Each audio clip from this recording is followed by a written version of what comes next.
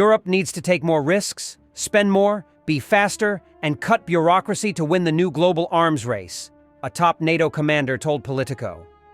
Europe can't win the future arms battle with the rules they've imposed on themselves today, NATO's Supreme Allied Commander Transformation, Admiral Pierre Van Deer said in his first press interview since taking command in late September.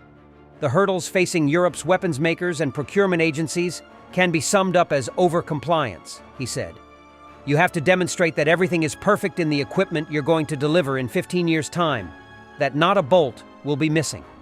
The French admiral hoped that next year's NATO summit in The Hague would send a message to the EU. If you want to stay in the arms race, change your rules. Van Deer's comments come as Europe is looking to rearm in response to Russian leader Vladimir Putin's invasion of Ukraine. EU countries are working to boost weapons production, but are still lagging far behind Russia in ammunition output. Earlier this month, Léo Peria-Peñé, a researcher at the Paris-based IFRI think tank, told the French parliament that current rules and regulations are designed for peacetime. In one case, the front of Griffon armored personnel carriers, manufactured by KNDS France, Thales, and Arquus, had to be redesigned because the headlights were too high and not compliant with road standards, he said. The flurry of regulations sits in the wider context of Europe's risk-averse mentality, especially compared with the United States, Van Deer said. Arms programs are also too slow and not flexible enough, he said, adding that, for example, French frigates have to wait years for proper combat mode updates, while some American war vessels can be modernized on a daily basis. The lack of speed and flexibility is a matter of psychology. Lots of people say it can't be done. The legal rules are like that. The contract rules are like that, he complained. NATO's SACT hopes Europe can learn from America's approach to tech and innovation. Their enthusiasm and ability to take risks is fundamental. In Europe, we don't take risks.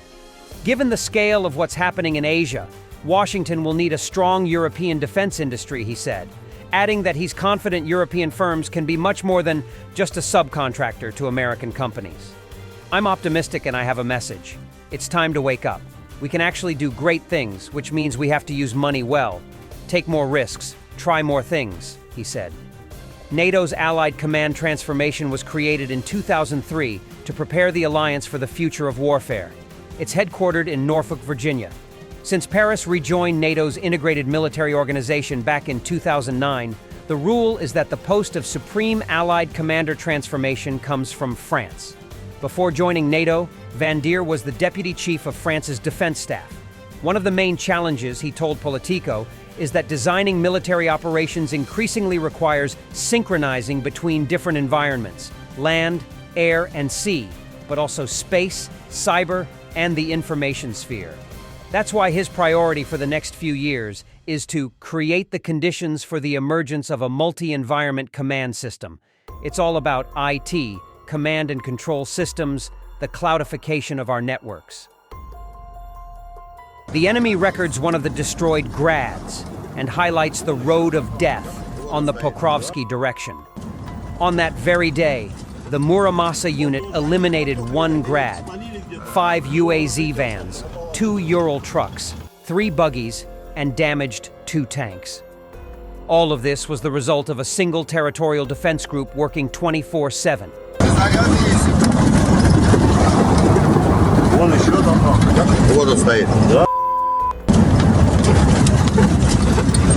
Он тоже, они их вот только видать, они их спалили где-то, и он разлетелся он напополам.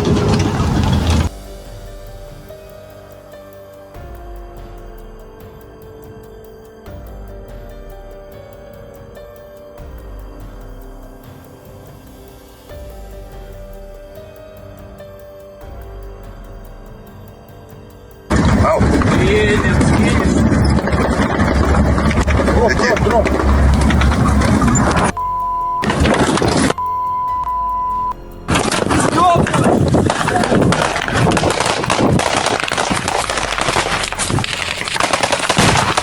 Успел. Ну, нахуй. Кто там?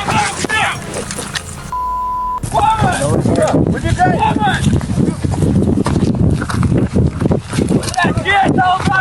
Солдат!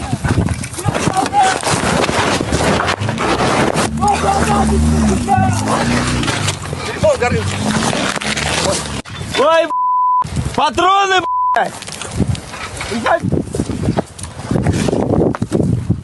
Всё, сука, нас, там бросайте, пошли.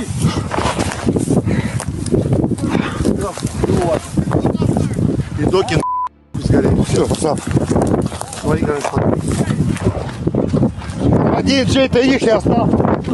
Его подбило. Давай, давай, давай.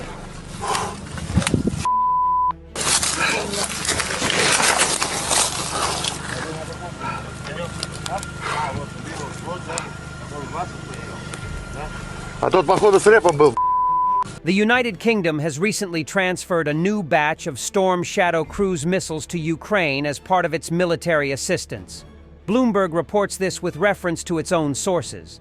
The deliveries were not publicly announced and probably took place a few weeks ago. The media notes that this happened even before the decision of the United States and the United Kingdom to allow strikes with long-range weapons deep into Russian territory. The British Ministry of Defence refused to comment on the information for security reasons. It only added that the UK's support for Ukraine is ironclad. Most likely, it was the decision of the US presidential administration that prompted the UK government to decide on the possible use of Storm Shadow against targets on Russian territory, which politicians have been discussing almost since the beginning of the operation of Scalp/Storm Shadow missiles by the Ukrainian Air Force. The French Ministry of Foreign Affairs recently also confirmed Ukraine's ability to launch French cruise missiles at Russian territory. French Foreign Minister Jean-Noël Barrot's words came after Ukrainian forces fired cruise missiles and American ATACMS tactical ballistic missiles at Russia.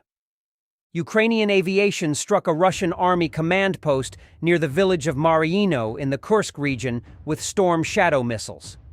The strike was launched on November 20th. It was executed by the soldiers of the Consolidated Unit of the 78th Airborne Assault Regiment, Jmil, and the crew of the Harpoon of the 413th Separate Unmanned Systems Battalion. They did this with the help of a Ukrainian reconnaissance drone, which also recorded the aftermath. Strikes by Scalp/Storm Shadow missiles on high-value targets in Russia can cause significant losses and contribute to the reduction of the capabilities of the Russian invasion forces. Storm Shadow is designed to destroy important fixed and stationary targets, including underground bunkers.